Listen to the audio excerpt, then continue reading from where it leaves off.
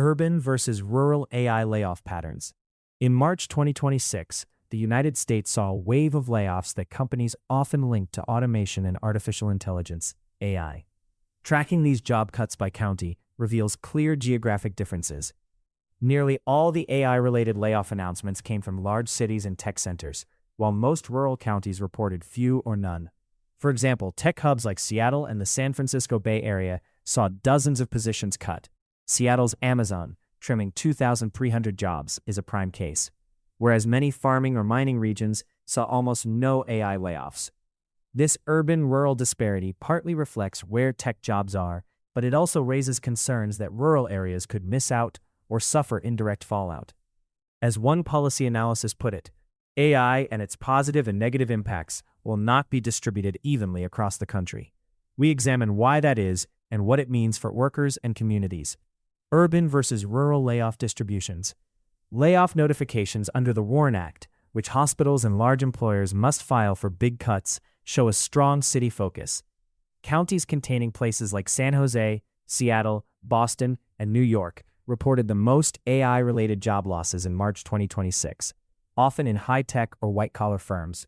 By contrast, most counties in rural America, without big tech companies, saw no such announcements. In part, this is obvious.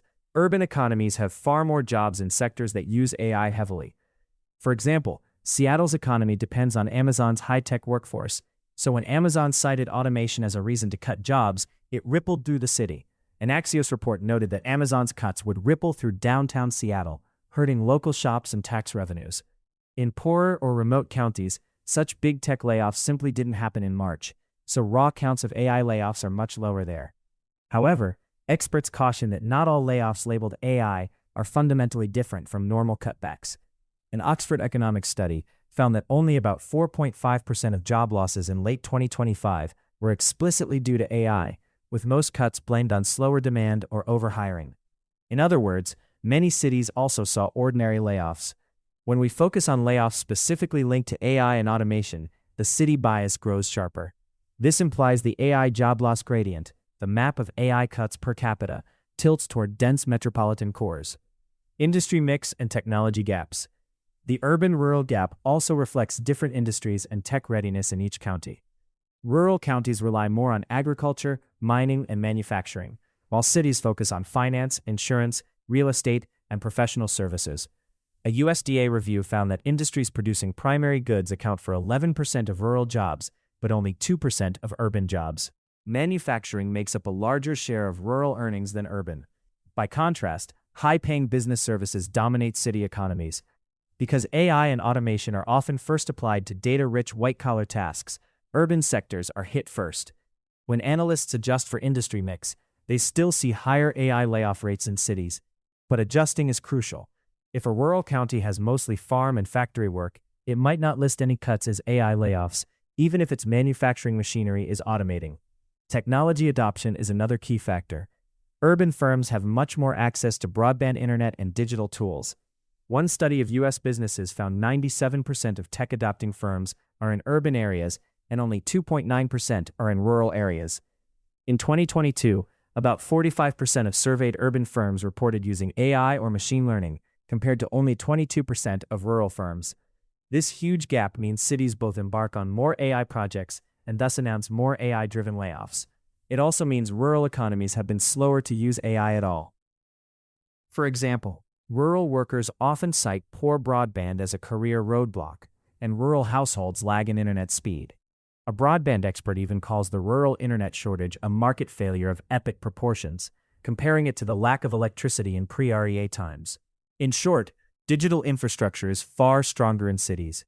We use broadband coverage and tech firm counts as proxy measures in our analysis to account for this tech adoption difference. Spillover from core to periphery. A related question is whether urban AI automation causes job losses in neighboring rural or suburban areas. Research on large layoffs suggests local spillovers can occur. Studies in Europe and the US show that when a big local employer cuts, firms in the same region often lay off more workers than the initial hit. In practical terms, if a city sheds tech jobs, anyone commuting from nearby towns may lose employment, and local shops lose customer spending. The Seattle case hints at this. local officials warned that retrenchment at Amazon would affect not only Seattle, but the wider Puget Sound region. Our analysis looks at counties in the broader commuting area around each city. The data show modest spillovers. In some cases, adjacent counties saw slight upticks in unemployment or layoffs following major urban cuts. However, younger and more mobile workers often move to where work is, so the full brunt can be somewhat blunted. In one large study, workers under 50 in a region of a shutdown saw little long-term job loss because they left the area. The bottom line is that city-centric automation does affect surrounding areas, but usually not as severely as the core itself. Policy takeaways and training access. These patterns point to clear policy implications. First, bridging the digital divide must continue. Federal broadband programs aim to ensure all Americans have high-speed internet, because without it, rural areas can't participate in the digital economy or access online training. Second, workforce training and reskilling must reach rural communities. The U.S. Department of Labor has already invested in rural training, for example, allocating $49 million to train workers in Appalachia and the Mississippi Delta for high-demand jobs. Such programs should include not just urban tech jobs, but also emerging remote and digital roles. Experts also stress building talent pipelines from schools to careers. A recent op-ed flatly states that America needs a farm system for future jobs. That means starting in K-12 with exposure to in-demand fields, then providing clear pathways, like apprenticeships or community college programs, so young people earn credentials aligned with local industries. Some cities are already bridging education and jobs through partnerships. Ohio is one example. Similar models could be adapted countrywide. Finally, place-based economic incentives can help soften shocks. Economic research suggests that if a rural county subsidizes local employers, the equivalent of just 1% of its output over 5 years, it can cut its unemployment spike by about a third. This argues for targeted local development funds. In practice, many communities run rapid response workshops and community college courses to help laid-off workers pivot to new roles. Seattle's Workforce Council did this for Amazon staff. Actionable steps. Local and state leaders can take several concrete actions. Expand broadband. Invest in reliable high-speed internet for rural areas so residents can take online courses and companies can set up new businesses. The Biden administration's rural broadband grants address this need. Fund regional training. Direct federal and state training funds to underserved regions. For example, rural-focused grants like the Workforce Opportunity for Rural Communities initiative can underwrite tech and vocational programs. Build school-to-work pipelines. Partner schools and businesses to create apprenticeship and certification programs in growing sectors, echoing the farm system model.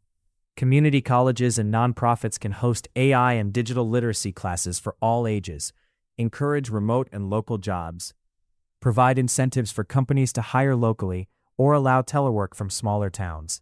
This keeps talent in place instead of forcing relocation. Use targeted economic development.